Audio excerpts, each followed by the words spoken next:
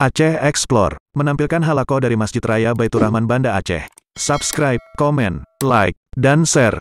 Assalamualaikum warahmatullahi wabarakatuh.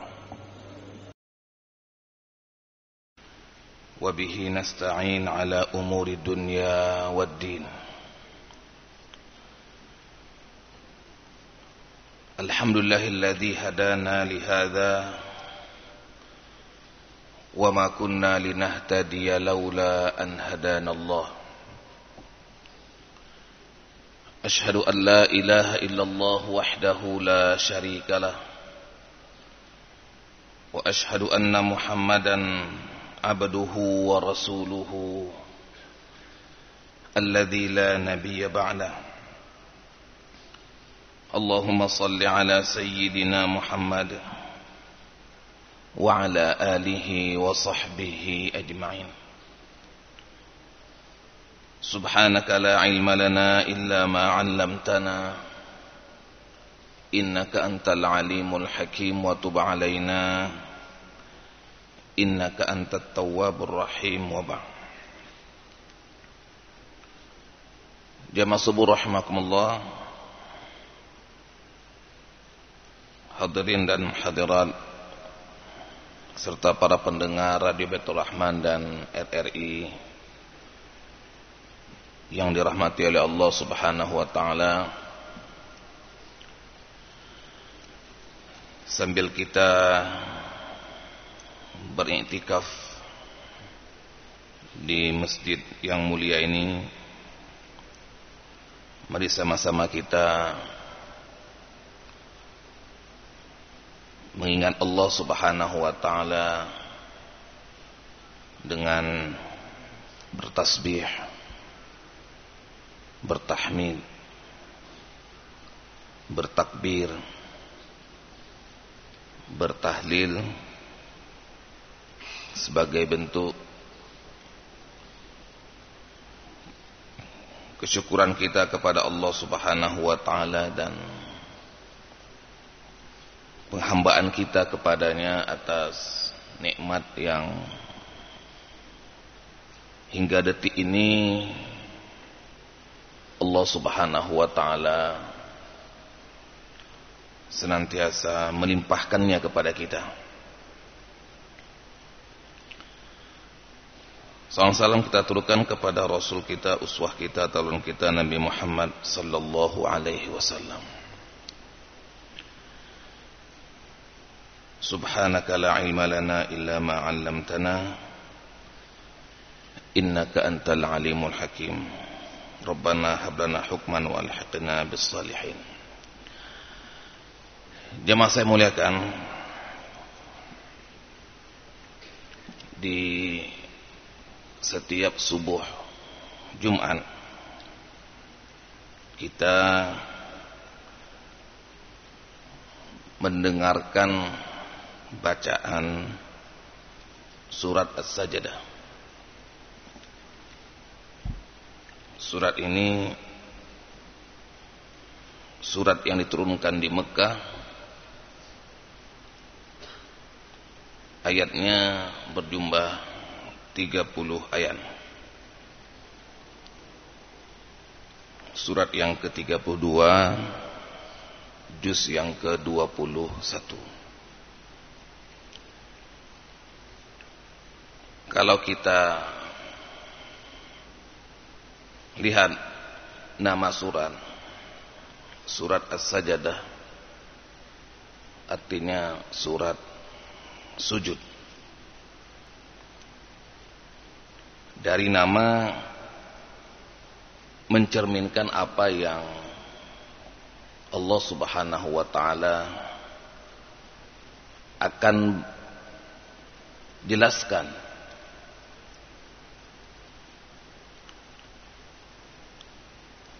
Jamaah saya muliakan, kalau kita membaca dan mencermati dalam 30 ayat surat As-Sajdah ini,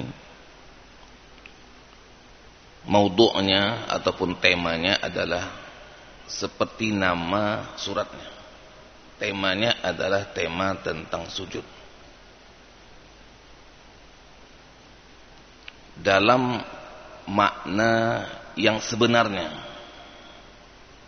dalam arti yang luas, bukan hanya sujud sebagaimana lazimnya kita sujud. Sujud artinya penyerahan, penghambaan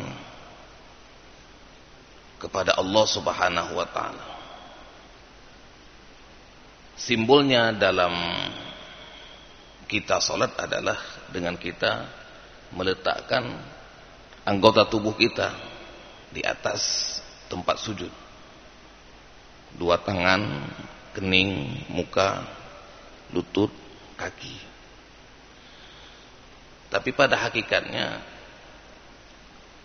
sujud adalah penyerahan, penghambaan kepada Allah Subhanahu wa taala.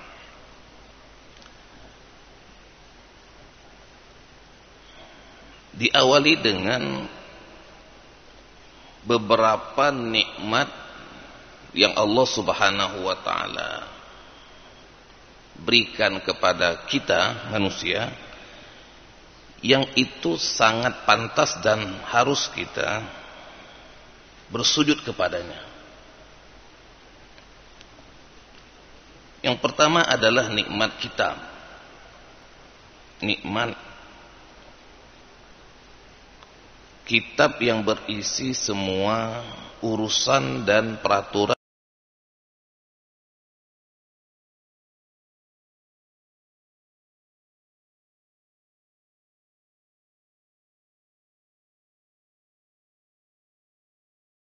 bila raiba fihi min rabbil alamin am yaqulu naftara bal huwa al-haqqu min rabbika litunzira qauman ma atahum min nadhirin min qablika la'allahum yahtadun. Al-Quran diturunkan tidak ada keraguan di dalamnya dari Tuhan semesta alam. Tetapi mengapa mereka orang-orang kafir mengatakan bahwasanya Muhammad sallallahu alaihi wasallam mengada-ngada? Tidak, bahkan Al-Quran itu adalah kebenaran dari Tuhanmu agar engkau memberi peringatan kepada kaum yang belum pernah didatangi oleh orang-orang yang memberi peringatan sebelum engkau, agar mereka mendapatkan petunjuk. Yang pertama adalah nikmat kitab, yang itu menjadi peringatan bagi seluruh alam. Atas nikmat ini sangat pantas kita bersujud ke hadapan Allah Subhanahu wa taala, karena semuanya sudah diatur dalam Alkitab, baik dunia kita maupun akhirat kita. Yang kedua adalah nikmat penciptaan langit dan bumi dan apa-apa yang ada dalam keduanya. Allahul ladzi khalaqas samawati wal arda wa ma bainahuma fi sittati ayyamin thumma istawa 'alal 'arsy. Ma lakum min dunihi min waliyyin wala syafi' afala tatadhakkarun. Yudabbirul amra minas sama'i ilal ardi thumma ya'ruju ilaihi fi yawmin kana miqdaruhu alfa sanatin mimma ta'uddun. Dialah Allah Subhanahu wa taala yang menciptakan langit dan bumi dan apa-apa yang ada pada keduanya dalam 6 masa. Dalam 6 masa. Apa yang ada di langit dan apa yang ada di bumi adalah untuk kehidupan manusia. fasilitas hidup yang Allah siapkan, yang Allah sediakan untuk manusia. Apa yang ada di langit dan apa yang ada di bumi. Manusia tinggal hidup saja dan beribadah. Semuanya fasilitas gratis untuk manusia.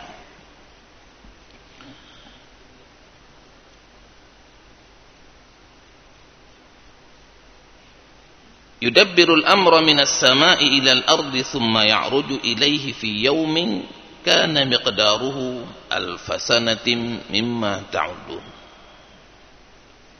Semua urusan yang ada di langit dan semua urusan yang ada di bumi sudah diatur oleh Allah SWT. Dzalika alimul ghaibi wasyahadatil azizur rahim.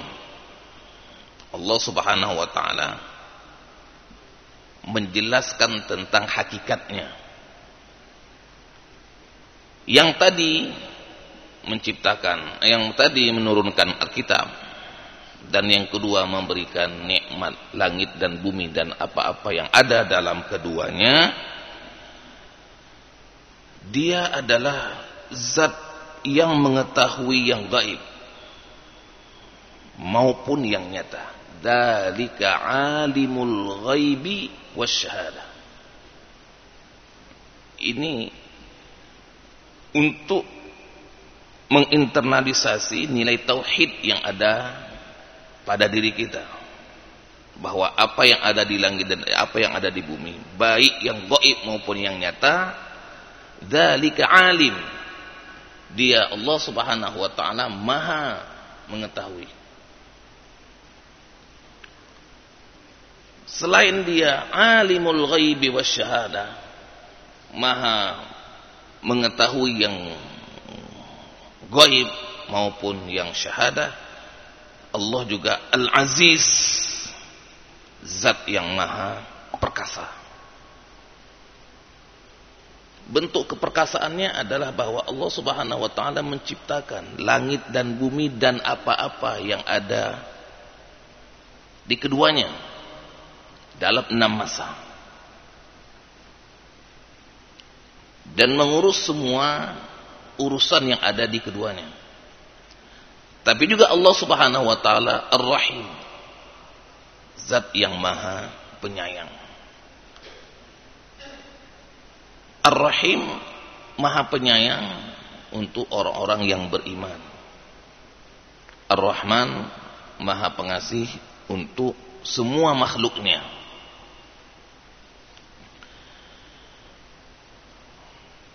Jamaah saya muliakan, yang ketiga adalah nikmat penciptaan. Setelah disebutkan nikmat umum langit dan bumi, wabil khusus nikmat pencipta. Alladzi ahsana kulla syai'in khalaqahu wa bada'a khalqal insani min tin.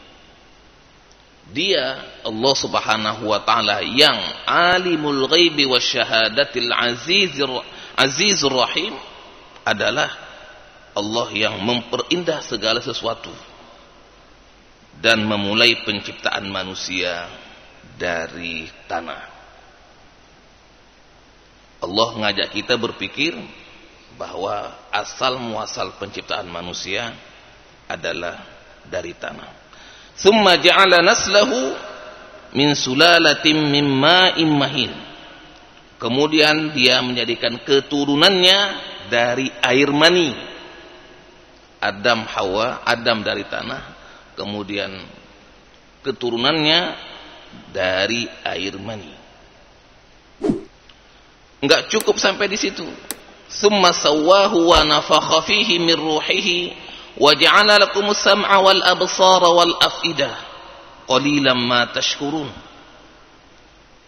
Kemudian dia menyempurnakannya dan meniupkan ruh ke dalam tubuhnya. Kemudian dia menjadikan potensi pendengaran, penglihatan dan hati. Yang ketiga adalah nikmat penciptaan dan potensi pendengaran, penglihatan, dan hati. Atas nikmat yang ketiga ini, nikmat penciptaan, potensi pendengaran, penglihatan, dan hatilah yang Allah Subhanahu wa taala mengajak kita untuk melakukan sujud dalam arti yang sebenarnya. Tapi jemaah saya muliakan, namanya manusia, qalilan ma tashkurun. Sudah dikasih nikmat yang banyak tadi itu, sedikit sekali kalian bersyukur. Wa qalu a idza dhalalna fil ardi a inna lafi khalqin jadid bal hum bi liqa'i rabbihim kafirun. Qul yatawaffakum malakul maut alladhi wukkila bikum thumma ila rabbikum turja'un. Setelah proses kita diciptakan, pada akhirnya kita akan mati. Allah ngajak kita melihat akhir dari keberadaan kita itu adalah kita akan mati. Matinya itu ditandai dengan yatawaffakum malakul maut. Malaikat maut Israel itu akan mencabut nyawa kita. Sampai di sini nikmat manusia selesai. Sampai ketika Israel mencabut nyawa kita, maka masa kita di dunia ini selesai. Tapi jangan kita berpikir selesai, karena ada alam berikutnya, yaitu alam barzakh dan alam akhirat. Jemaah saya muliakan, ayat berikutnya menceritakan kepada kita tentang dua kelompok manusia. Setelah tadi dikasih nikmat Alkitab di ayat kedua sampai di ketiga, kemudian nikmat penciptaan langit dan bumi dari 4 sampai ke 6, kemudian nikmat penciptaan manusia dari tanah dan dari air mani dari ayat 7 sampai ayat ke-11 sampai dia meninggal, wafat. Atas 3 nikmat itu secara umum Allah Subhanahu wa taala ngajak kita untuk bersujud dengan makna yang sebenarnya. Sebagaimana langit dan bumi dan apa-apa yang ada di dalamnya semuanya bersujud kepada Allah Subhanahu wa taala dengan cara mereka masing-masing yang kita nggak tahu bagaimana mereka bersujud. Setelah ini Allah Subhanahu wa taala menggambarkan kepada kita ada 2 golongan manusia, ada yang mau sujud dan ada yang tidak mau sujud. Ada yang mau patuh, ada yang tidak mau patuh. Ada yang mukmin, ada yang tidak beriman. Ada yang dalam ayat ini ada yang mujrimun, ada yang mukminun. Walau tara idil mujrimuna nakisu ru'usihim inda rabbihim rabbana absarna wa sami'na farji'na na'mal salihan inna muqinun. Walau syi'na la'atayna kulla nafsin hudaha walakin haqqal qawlu minni la'amla'anna jahannama minal jinnati wan nasi ajma'in. Golongan yang pertama adalah mereka yang selalu berdosa, yang selalu ingkar, yang selalu durhaka, yang tidak mau sujud, yang ingkar kepada Allah Subhanahu wa taala. Nah, ini di ayat 12 sampai 14. Penjelasan tentang orang-orang yang tidak mau sujud kepada Allah Subhanahu wa taala, enggak mau tunduk dan patuh kepada ajarannya. Walau tara idil mujrimuna nakisu ru'usihim 'inda rabbihim. Rabbana absarna, ya Allah ya Tuhan kami telah melihat, kami telah mendengar. Tapi ini kejadiannya sudah di akhirat, bukan di dunia. Karena di dunia dia tidak mau sujud dan patuh kepada Allah Subhanahu wa taala. Ketika nanti di akhirat baru dia bilang, Rabbana absarna wa sami'na farji'na. Tidak ada guna lagi. Tapi inilah gambaran yang Allah Subhanahu wa taala sebutkan. Kembalikan kami ke dunia untuk kami sujud, untuk kami beramal soleh. Di sana tidak ada lagi cerita beramal soleh dan sujud. Kalau mau beramal soleh dan sujud di sini, di dunia. Ini golongan pertama, golongan yang Allah sebutkan dengan al-mujrimun. Golongan yang kedua adalah mereka-mereka yang mau sujud, yang mau patuh dan tunduk kepadanya. Innama yu'minu bi ayatina alladhina idza dzukiru biha kharru sujjada wa sabbahu bihamdi rabbihim wa hum la yastakbirun tatajafa junubuhum 'anil madaji'i yad'una rabbahum khaufan wa tama'a wa mimma razaqnahum yunfiqun. Hanya saja orang-orang yang beriman kepada ayat-ayat kami adalah orang-orang yang ketika diperintahkan dengan ayat kami mereka bersujud. Ayatnya langsung di sini sujjada, langsung sujud dan bertasbih serta memuji Tuhannya, dan mereka tidak menyombongkan diri. Lambung-lambung mereka jauh dari tempat tidurnya karena mereka bersujud, tidak tidur lama. Waktunya digunakan untuk banyak bersujud, berdoa kepada Allah Subhanahu wa taala dengan rasa takut dan penuh harap. Jadi di ayat yang ke-15 dan yang ke-16 golongan kedua, yaitu mereka yang mau sujud kepada Allah Subhanahu wa taala. Tentunya dua golongan ini perilakunya berbeda, amalnya berbeda, dan juga pahala dan balasannya berbeda. Allah Subhanahu wa taala menyebutkan balasan orang-orang yang beriman tadi, ammal ladzina amanu wa 'amilus solihati falahum jannatul ma'wa. Orang-orang beriman dan beramal soleh yang tadi mau sujud, mereka mendapatkan jannatul ma'wa, surga namanya jannatul ma'wa, tempat mereka bernaung, jazaa'an nuzulan bima kanu ya'malun. Adapun tadi yang al-mujrimun, mereka-mereka yang banyak berdosa dan ingkar, wa ammal ladina fasaqu fama'wahumun nar. Adapun mereka-mereka yang keluar jalan, dalam artian tidak mau sujud dalam makna yang sebenarnya, maka tempat mereka adalah nar.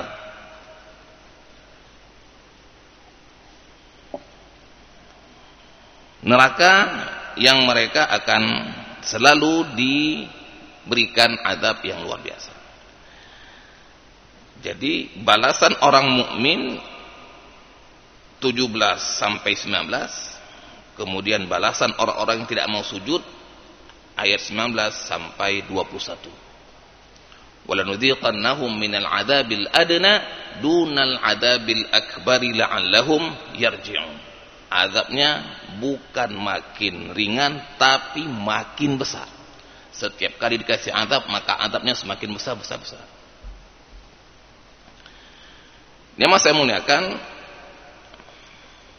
Kemudian di bagian akhir surat ini Allah Subhanahu wa taala menjelaskan tentang tanda-tanda kekuasaannya, baik umat-umat terdahulu maupun apa yang Allah berikan balasan kepada umat-umat terdahulu.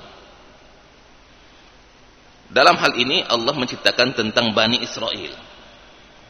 Walaqad ataina Musal kitab fala takun fi miryatin min liqa'ihi waj'alnahu hudan li bani Israil waj'alna minhum a'immatan yahduna bi amrina lamma sabaru wa kanu bi ayatina yuqinun. Apa yang Allah Subhanahu wa taala telah berikan kepada Bani Israel. Bani Israel ini adalah keturunan dari Yakub alaihissalam yang mewarisi kenabian dan kitab-kitab sebelum Al-Qur'anul Karim. Allah sudah berikan kepada Bani Israel kitab yang banyak, nabi yang banyak. Tapi di antara mereka ada yang mau sujud dan ada yang tidak mau sujud. Awalam yahdilahum kam ahlakna min qablihim minal quruni yamshuna fi masakinihim inna fi dzalika laayatin afala yasma'un. Tidaklah mereka memperhatikan bahwasanya kami telah menghancurkan orang-orang sebelum mereka, umat-umat sebelum mereka. Kenapa dihancurkan? Masalahnya adalah tidak mau sujud. Dalam arti yang sebenarnya, patuh, tunduk, taat kepada Allah Subhanahu wa taala, menjalankan perintahnya dan meninggalkan larangannya. Jemaah saya muliakan, inilah kalam ilahi yang bisa kita ambil pelajaran, yang kita baca setiap Jumat subuh untuk semakin menguatkan kepada kita akan makna sujud yang hakiki, tunduk, patuh, taat kepada Allah Subhanahu wa taala sebagaimana alam semesta, langit dan bumi serta apa-apa yang ada di dalamnya sujud dan patuh kepada Allah Subhanahu wa taala. Kita manusia yang Allah berikan potensi lebih, ada pendengaran, ada penglihatan dan ada hati, tentunya lebih layak dan pantas untuk lebih sujud kepada Allah Subhanahu wa taala dengan makna yang sebenarnya. Mudah-mudahan Allah Subhanahu wa taala memberikan kekuatan, rahmat dan hidayahnya kepada kita untuk bisa melaksanakan misi sujud dalam makna yang sebenarnya dunia dan di akhirat. Subhanakallahumma wa hamdika asyhadu an la ilaha illa anta nastaghfiruka wa natubu ilaih. Assalamualaikum warahmatullahi wabarakatuh.